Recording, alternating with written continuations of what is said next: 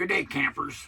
Today I'm going to be adding a couple of shelves in the bedroom of our toy hauler. This particular nightstand is half the size of the nightstand on the other side, so space is a little limited. I've ordered a couple of shelves from Amazon.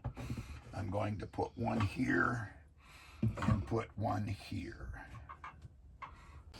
What I have done is I cut a couple little pieces of the styrofoam that was part of the packaging for these shelves, put them in here to raise up the mounting bracket.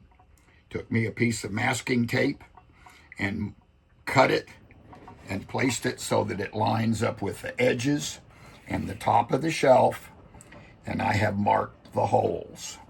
I will then take this masking tape and put it on the wall where I want to mount the shelves, mark the hole, drill the holes, and put in my jack nuts. So this is the template that I built with the shelf. I used the cute little level that came with the kit. I will now use my center punch to mark the center of these holes and then drill to install my jack nut. Okay, so this shelf is installed, worked out exactly where I wanted it. Had a little issue with this one here. I'm going to have to actually move the shelf out and down just the tiniest little bit so I can get new jack nuts in and clear the remote control holder. But that's the process.